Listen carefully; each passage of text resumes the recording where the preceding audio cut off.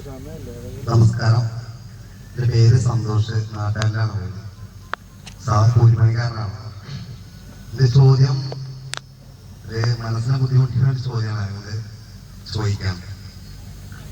അപ്പോ ഞങ്ങളെ ഹിന്ദു സമുദായക്കാരെ ക്ഷേത്രത്തിൽ പോകുമ്പോൾ അവിടുന്ന് പായസം നല്ല പ്രസാദം കാര്യങ്ങള് വീട്ടിലേക്ക് കൊണ്ടുവരാറുണ്ട്. അപ്പോൾ നമ്മളെ സഹോദരങ്ങളെ മുസ്ലിം സഹോദരങ്ങളെ പള്ളിയൊക്കെ പോയി ചീരുണ്ടി എന്നുള്ള സാധനം വീട്ടിലേക്ക് കൊണ്ട് ഭക്ഷിക്കുന്നു. അതും ഇതും തമ്മിൽ എന്താണ് വ്യത്യാസം എന്നുള്ളത് അറിഞ്ഞാൽ കൊള്ളാം.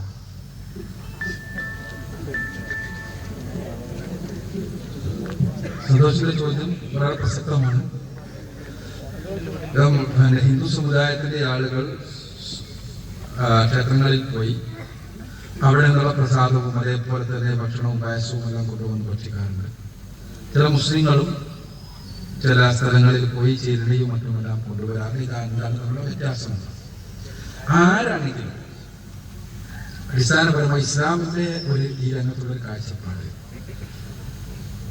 സ്രഷ്ടാവായ തമ്പുരാൻ നമ്മളെ പടച്ച് പരിപാലിച്ചു കൊണ്ടിരിക്കുന്ന പടച്ചവൻ,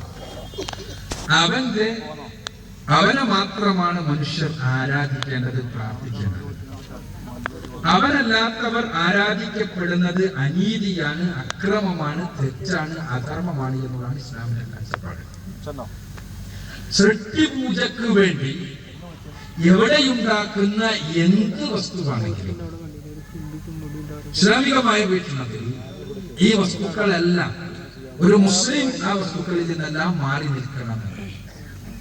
അഥവാ സൃഷ്ടിപൂജ എവിടെ നടന്നാലും, ഇപ്പൊ മുസ്ലിമിന്റെ ഏതെങ്കിലും ഒരു പ്രദേശത്ത് സൃഷ്ടിപൂജ, സൃഷ്ടികളെ ആരെയെങ്കിലും ഉന്നതരായ പുരുഷന്മാരെയോ പ്രവാചകന്മാരെയോ മാലാഖമാരെയോ എന്ന് വേണ്ട ആരാണെങ്കിലും അവരെ പൂജിച്ചുകൊണ്ട് ഒരു കർമ്മം ഉണ്ടാക്കുകയും അവരെ ആരാധിക്കുവാനും അവരോട് പ്രാർത്ഥിക്കുവാനും വേണ്ടി ഒരു കർമ്മം ഉണ്ടാക്കുകയും അതോടനുബന്ധിച്ച് ഒരു ഭക്ഷണം ഉണ്ടാവുകയും ചെയ്താൽ ആ ഭക്ഷണം സൃഷ്ടിപൂജയുടെ ഭക്ഷണമാണ് എന്നും അതുകൊണ്ട് തന്നെ ആ സൃഷ്ടിപൂജയുടെ ഭക്ഷണവുമായി ബന്ധപ്പെടാൻ പാടില്ല എന്നുമാണ് മുസ്ലിം കൽപ്പിക്കപ്പെട്ടിട്ടുള്ളത്.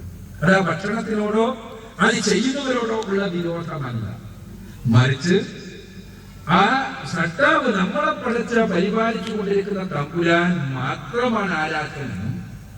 ആ ആരാധന മറ്റുള്ളവർക്ക് സമർപ്പിക്കുന്നത് അധർമ്മമാണ് എന്നും ആ അധർമ്മം പടച്ചവനോട് ചെയ്യുന്ന അനീതിയാണ് എന്നും ഉള്ളതുകൊണ്ട് സട്ടാവിനോട് മറ്റെന്തിനേക്കാളും ബാധ്യതയുള്ളതുകൊണ്ട് അത്തരം സൃഷ്ടിപൂജയുമായി ബന്ധപ്പെട്ട ഭക്ഷണങ്ങളാണെങ്കിലും കർമ്മങ്ങളാണെങ്കിലും എല്ലാം മുസ്ലിം അതിൽ ബന്ധപ്പെടാൻ പാടില്ല എന്നാണ് ഇസ്ലാമികമായ കാഴ്ചപ്പാട്.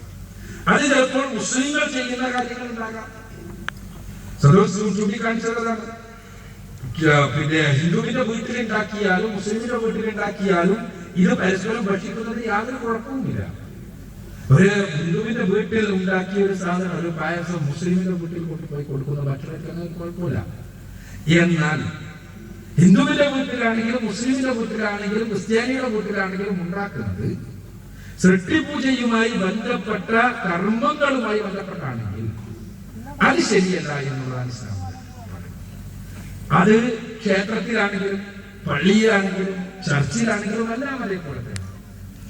അതല്ലാതെയാണ് ഒരു പള്ളിയിൽ ഒരു ഇതേപോലുള്ള ഒരു കോൺഫറൻസ് നടക്കുന്നത് പള്ളിയിൽ വെച്ച്, ആ പള്ളിയിൽ വെച്ച് കോൺഫറൻസിനോടനുബന്ധിച്ച് അവിടെ എന്തൊരു ഭക്ഷണം ഉണ്ടാക്കുന്നു, അതങ്ങനെയില്ല.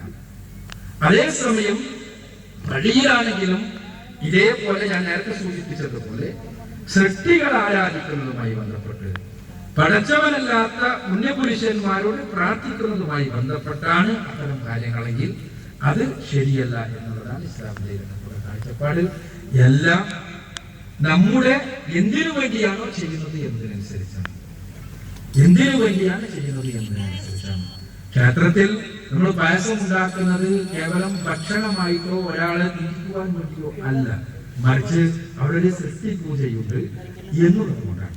അപ്പോ ഒരു വിഗ്രഹ പൂജയുണ്ട് എന്നുള്ളതുകൊണ്ടാണ്. അങ്ങനെയാകുമ്പോൾ ഉള്ള പ്രശ്നമാണ് ആ കാര്യത്തിൽ.